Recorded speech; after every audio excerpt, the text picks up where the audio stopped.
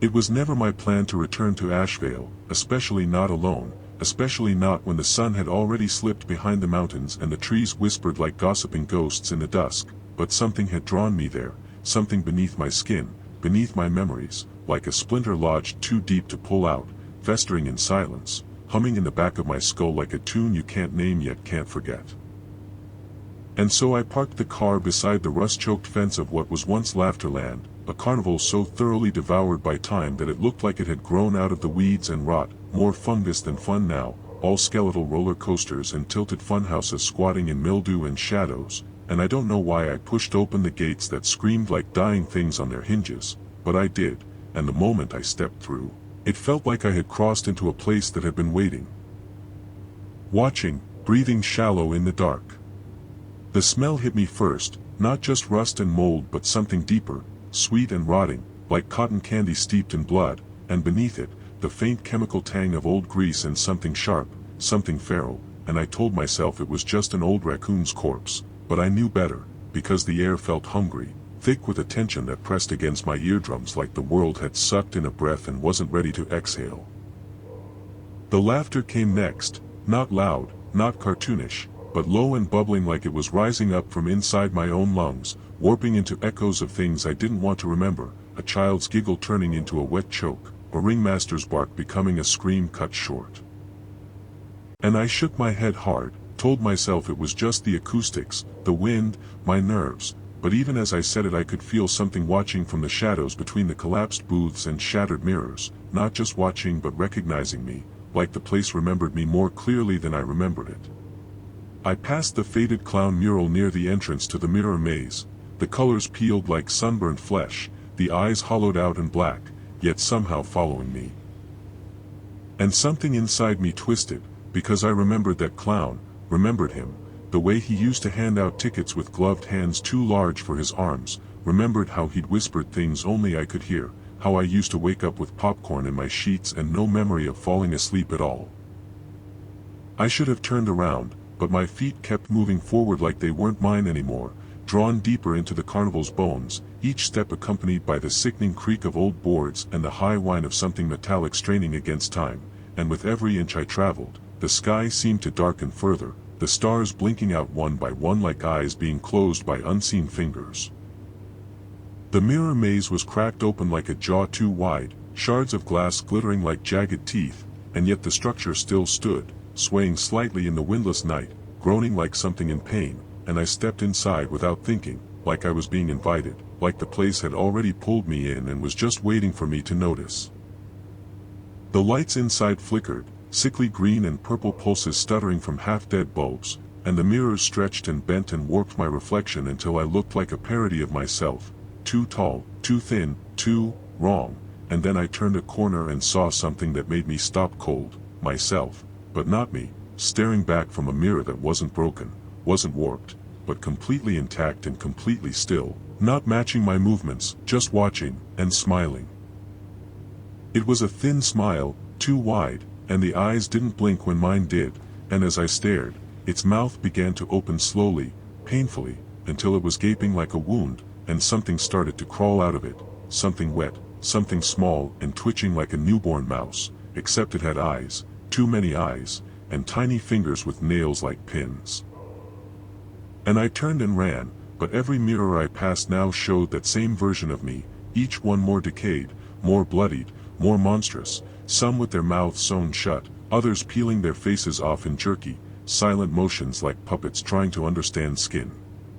The air inside the maze had gone still and hot, thick with the copper stench of blood, and I kept slipping on things I didn't want to look at, wet things, soft things, things that squelched under my boots. And above it all, I heard the laughter again, but now it came in bursts, sharp and staccato, like someone choking on their own joy, and I realized with mounting horror that the sound was coming from me, or rather from them, from the mirrored versions of me now pounding on the glass, begging to switch places. One of them, the worst one, with a face that looked like melted wax over a raw skull, pressed its hand to the glass and mouthed a word I couldn't hear but somehow understood, home. And I turned and smashed my way out, crashing through pain after pain, blood running down my arms from cuts I didn't feel, my breath ragged and sharp and not entirely mine anymore. When I burst out the other side, the world had gone quieter, like the carnival had shifted in its sleep.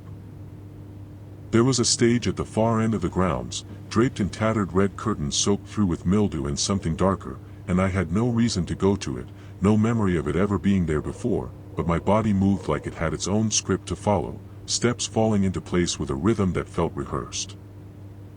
And as I drew closer, I saw the puppets hanging from the rafters, dozens of them, child-sized and limp, their strings swaying without wind, their painted faces twisted into expressions that felt too specific, too familiar.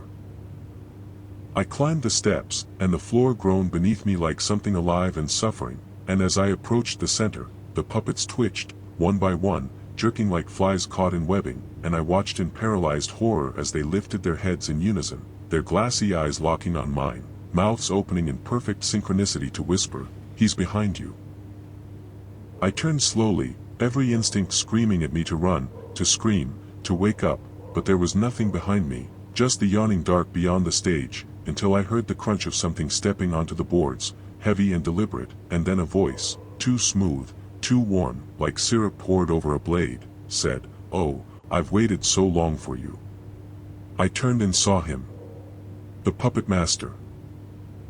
Not a man, not anymore, maybe not ever, but something in the shape of one, dressed in tattered showman's garb streaked with blackened blood, skin pale and veined like stretched parchment, eyes sunken but shining, and his fingers were jointed too many times, like spiders sculpted from bone and sinew, and in them he held strings, so many strings, and when he flicked his wrist, I felt my arms rise against my will. He made me dance. He made me perform. Every humiliation, every shame, every buried memory I'd ever tried to kill played out in grotesque pantomime before an audience of grinning corpses and silent shadows, and I felt my joints burn, my muscles tear, but I couldn't stop, not until he whispered, almost perfect, "Just one more cut," and I felt a sting across my cheek, fresh and deep, blood hot and wet and real, and I dropped to the floor as he laughed, that hollow, endless laugh that echoed long after he'd vanished into the dark. I limped through the carnival's heart, past the food stands draped in cobwebs and the game stalls still stocked with prizes clutched in moldy, mummified hands, until I reached the carousel, which spun slowly despite the absence of power, its lights flickering like dying stars, and every horse was wrong, so wrong, their eyes replaced with human ones, teeth far too sharp, and some were moving, chewing, twitching, breathing. I stepped onto it, drawn by a compulsion I couldn't fight, and the moment my foot touched the platform, the music began, soft at first, calliope notes played on broken pipes, rising into a dissonant wail as the ride picked up speed, and I realized too late that I couldn't get off, couldn't even let go, as the pole beneath my hands became hot, then wet, then alive, pulsing like a vein beneath my fingers. The ride spun faster, the scenery blurring into streaks of red and black, and the horses around me screamed, not neighed, screamed, their mouths gaping to vomit worms and teeth in tiny twitching dolls with my face, and I understood now that I was being unmade, piece by piece, memory by memory, each revolution a strip torn from my soul, until there was almost nothing left but the hollow echo of who I used to be. And then, just as my grip began to loosen, just as my vision dimmed and the last fragments of self began to slip into oblivion, the carousel stopped, and the silence was worse than the noise. I stumbled from the carousel and found myself before the funhouse, the only place left unexplored, the only place I'd ever truly feared, even as a child, even before I understood why. Its entrance shaped like a clown's gaping maw, teeth jagged and yellow, tongue of faded carpet soaked in old stains that didn't look like soda spills. Inside, there were no walls, just void, just the smell of rot and something burning, and whispers, so many whispers, all of them in my voice, saying things I'd never said but almost could have, things like, "You liked it," and "You asked for it," and "This is where you belong." I saw myself as a child, barefoot and wide-eyed, stepping through the same corridors, touching the same walls, being led by the hand by something tall and smiling with too many teeth, and I realized, with a scream I couldn't release, that I had been here before, not just as a visitor, not just as a lost boy, but as an offering, and worse, as a willing one. And when I finally reached the heart of the funhouse, there was no room, no walls. Just mirrors again, but this time no reflections, only the blackness behind the glass, waiting, and a voice, his voice, saying, "Step through, and you'll never have to remember again." And I did. And I don't remember what happened next. But I wake up every night with the taste of blood and cotton candy in my mouth, and laughter echoing from behind the mirror. Waiting. Just waiting.